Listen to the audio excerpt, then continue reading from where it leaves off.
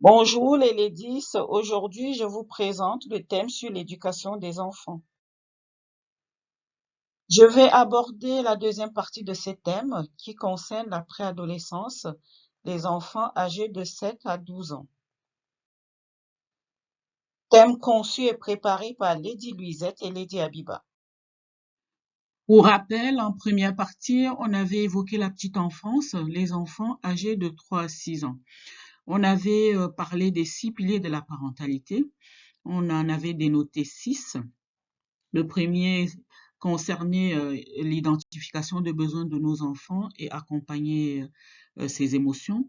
Le deuxième, moduler nos exigences en fonction de la capacité de nos enfants. En troisième lieu, lui assurer un environnement sécure. En quatrième point, lui montrer notre affection. En cinquième point, l'accompagner vers son autonomie.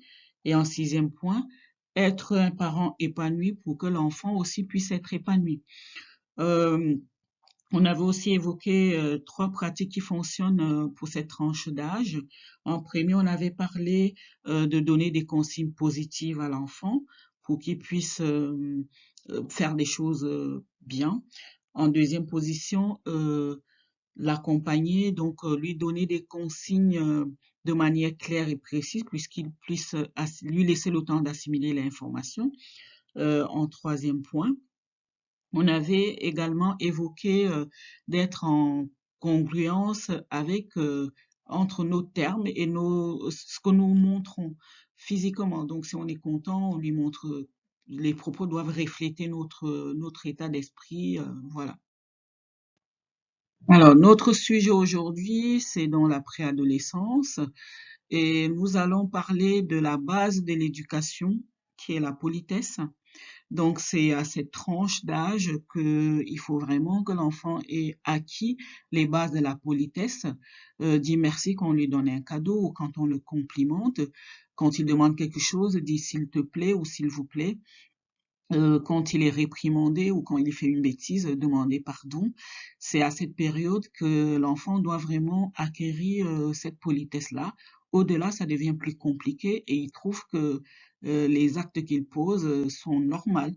Alors que non, dans la société, il y a des règles. Donc, ces règles-là, il doit pouvoir les acquérir dans cette tranche d'âge. À la préadolescence, les règles fixées doivent être respectées de manière scrupuleuse.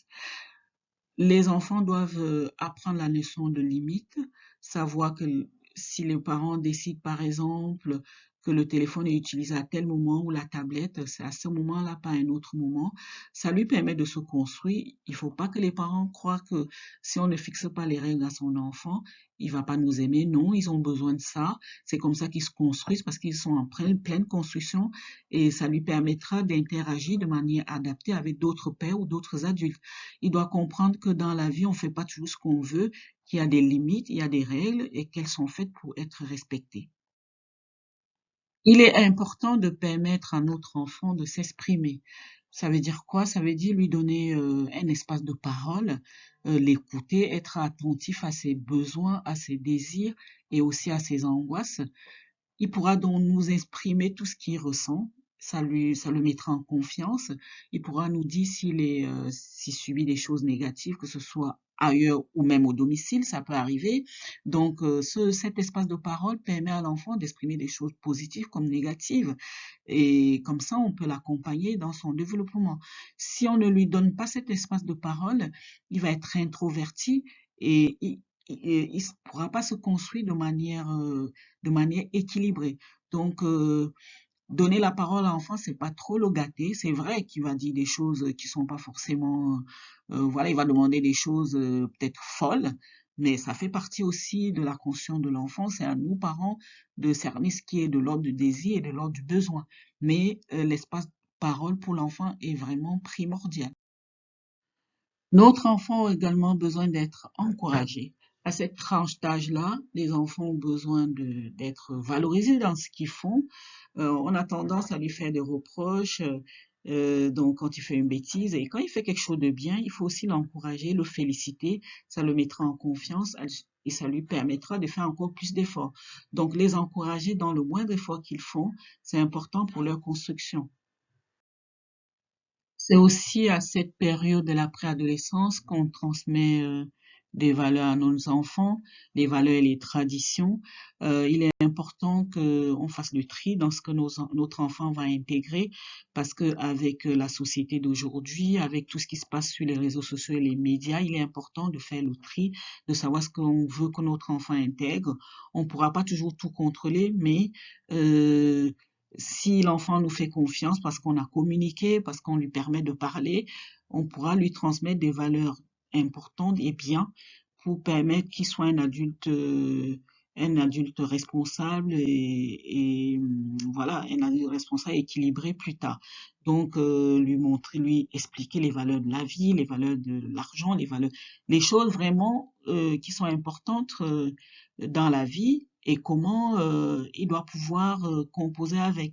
Donc, ce qui doit guider, c'est qui doit le guider, ses objectifs, comment il doit viser l'avenir. Malgré nos difficultés, malgré nos erreurs, chaque parent fait au mieux pour que son enfant se sente bien. Il veut le bien-être de son enfant. Le but n'est pas d'être un parent parfait. Le parent parfait n'existe pas. On cherche à être le meilleur parent du monde juste pour que notre enfant se sente bien, qu'il réussisse dans la vie. Donc, quelle que soit la situation, nous faisons en sorte que notre enfant se sente aimé. C'est le plus important. Je vous remercie, les ladies.